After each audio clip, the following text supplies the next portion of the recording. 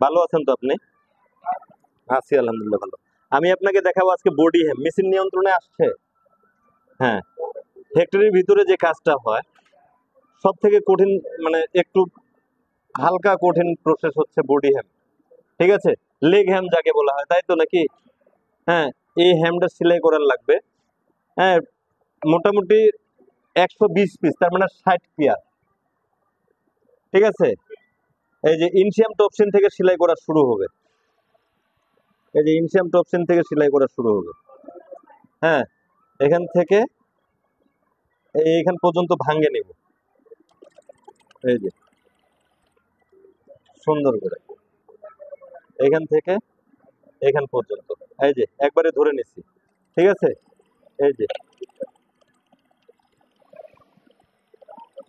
আপনি আমাকে দেখাবেন, এটাই হলো বডি হ্যাম। তোমার কাছে হয় এরকম? হ্যালো, তোমার কাছে হয় এরকম হ্যাম?